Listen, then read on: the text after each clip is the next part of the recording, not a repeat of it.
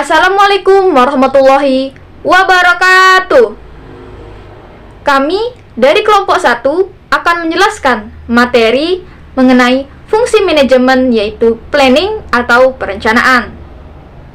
Planning atau perencanaan mungkin sudah tidak asing nih di telinga teman-teman. Planning atau perencanaan adalah proses pemikiran yang teratur dan terorganisir atau telah disusun untuk mempersiapkan rencana kerja yang terarah guna mencapai tujuan yang telah ditetapkan.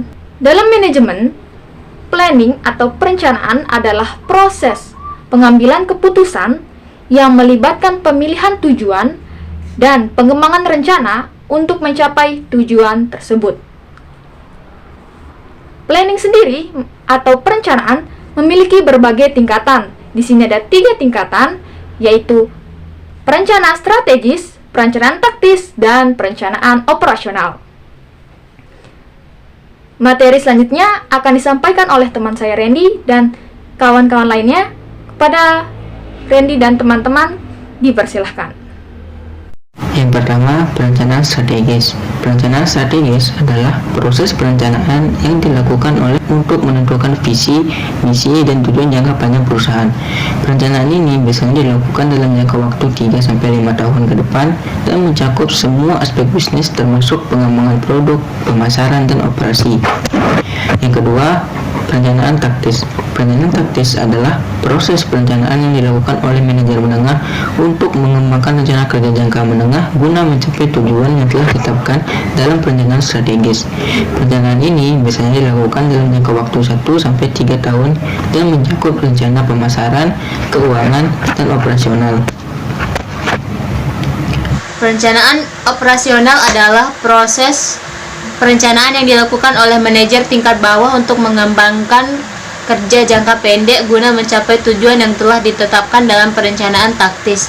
Perencanaan ini biasanya dilakukan dalam jangka waktu 1 tahun atau kurang dan mencakup rencana produksi, persediaan, dan pengaturan jadwal kerja.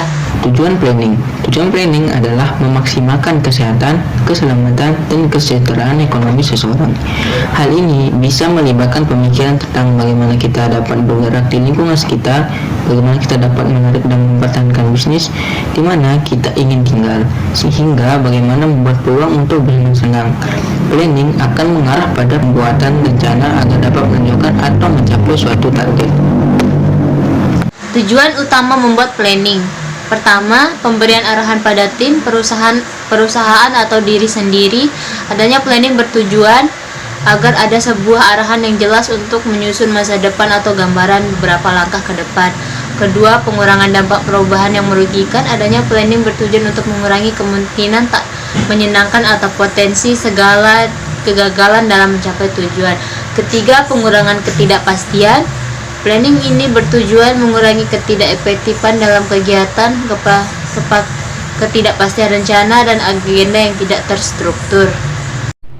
Materi selanjutnya adalah jenis-jenis planning. Di sini ada 2 jenis planning, planning jangka panjang dan planning jangka pendek. Planning jangka panjang, jangka waktunya itu lebih dari 1 tahun. Tujuannya itu bisa banyak dan bisa berubah-ubah karena masa depan tidak ada yang tahu, kita hanya bisa memprediksi. Contohnya, tahun ini saya hanya punya 1 toko bisnis. Plan saya 5 tahun ke depan saya akan memiliki 5 toko bisnis. Yang kedua, planning jangka pendek.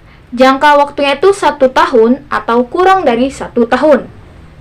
Planning ini lebih realistis atau lebih pasti karena jarak waktu yang pendek.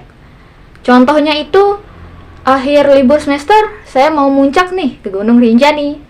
Materi selanjutnya akan disampaikan oleh teman saya, Ella. Kepada Ella, dipersilahkan.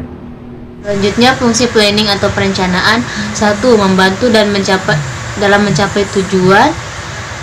Perencanaan membantu dalam menetapkan tujuan yang jelas dan merencanakan langkah-langkah yang diperlakukan untuk mencapainya. Kedua, mengurangi ketidakpastian. Dengan perencanaan yang baik, manajer dapat mengidentifikasi risiko dan mengambil langkah-langkah untuk mengurangi ketidakpastian lingkungan bisnis. Ketiga, mengkoordinasikan kegiatan. Perencanaan membantu dalam mengkoordinasikan kegiatan di seluruh organisasi yang memastikan bahwa semua departemen individu bekerja menuju tujuan yang sama. Keempat, memberikan dasar untuk pengambilan keputusan. Perencanaan menyediakan kerangka kerja untuk pengambilan keputusan yang lebih baik dengan menyediakan informasi tentang tujuan. Kelima, alokasi sumber daya yang efektif.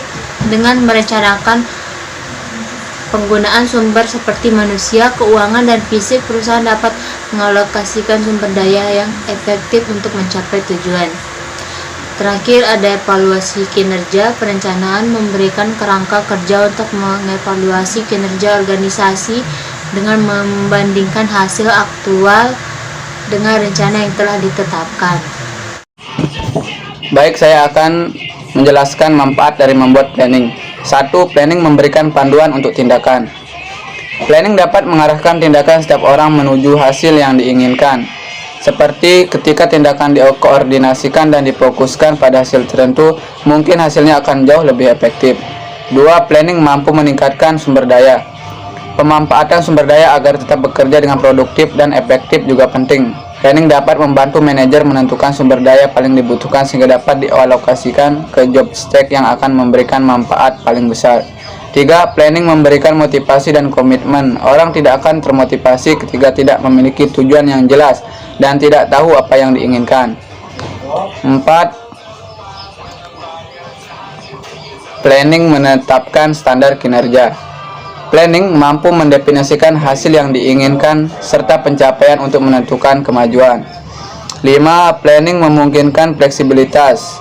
Melalui proses penetapan tujuan, orang dapat mengidentifikasi faktor-faktor penting yang perlu dipantau. Materi selanjutnya yaitu kaitan planning atau perencanaan dengan fungsi-fungsi manajemen lainnya. 1. Pengorganisasian. 2. Departementasi. Yang pertama, pengorganisasian. Perencanaan menentukan tujuan dan strategis organisasi yang menjadi dasar untuk struktur organisasi. Pengorganisasian melibatkan penentuan tugas, pembagian kerja, dan pembentukan hierarki yang semuanya disesuaikan dengan rencana yang telah dibuat. Yang kedua, departementasi. Perencanaan membantu dalam menentukan bagaimana departemen dan unit kerja akan dikelompokkan berdasarkan fungsi, produk, wilayah, atau proses tertentu. Hal ini membantu dan menciptakan struktur organisasi yang efisien dan efektif. Assalamualaikum warahmatullahi wabarakatuh. Perkenalkan, nama saya Aldo Samurloh. Materi yang saya bacakan penyusunan dan pengarahan. Perencanaan menyediakan panduan tentang apa yang harus dilakukan, kapan, dan oleh siapa. Ini membantu dalam penyusunan tugas dan tanggung jawab, serta alokasi sumber daya yang diperlukan untuk mencapai tujuan yang telah ditetapkan. Rencana yang telah disusun memberikan arahan bagi manajer dan memberikan instruksi kepada bawahan tentang apa yang harus dilakukan dan bagaimana melakukannya. Ini membantu dalam memastikan bahwa kegiatan organisasi dilakukan sesuai dengan tujuan dan strategi yang telah ditetapkan. 5. Motivasi. Perencanaan yang jelas dan terstruktur dapat menjadi sumber motivasi bagi karyawan. Ketika karyawan memahami tujuan organisasi dan peran mereka dalam mencapainya, mereka cenderung lebih termotivasi untuk bekerja keras dan mencapai hasil yang diinginkan. 6. Pengawasan. Perencanaan menyediakan standar kinerja yang dapat digunakan sebagai dasar untuk pengawasan dengan membandingkan hasil aktual dengan rencana yang telah ditetapkan. Manajer dapat mengidentifikasi penyimpanan dan mengambil tindakan korektif yang diperlukan. 7. Kepemimpinan. Perencanaan yang efektif memerlukan kepemimpinan yang kuat untuk menyusun visi, mengilhami orang lain, dan memastikan bahwa rencana dilaksanakan dengan baik. Kepemimpinan yang efektif juga diperlukan untuk menyesuaikan rencana dengan perubahan lingkungan dan memastikan keselarasan antara tujuan organisasi dan kebutuhan individu. Teman-teman, jadi kesimpulannya adalah pada dasarnya planning adalah perencanaan yang jelas dan terstruktur untuk mencapai tujuan. Tujuan planning umumnya adalah memaksimalkan kesehatan, keselamatan, dan kesejahteraan ekonomi seseorang. Planning juga tidak lain adalah berpikir sebelum tindakan itu terjadi. Ini membuat kita bisa mengintip ke masa depan dan memutuskan terlebih dahulu cara menghadapi situasi yang akan kita hadapi di masa depan. Planning melibatkan pemikiran logis dan pengambilan keputusan yang rasional. Planning ini merupakan upaya kita untuk mengintip ke masa depan. Sekian penyampaian materi dari kelompok kami. Maaf jikalau ada kesalahan dan kekurangan, mohon dimaafkan. Terima kasih. Assalamualaikum warahmatullahi wabarakatuh.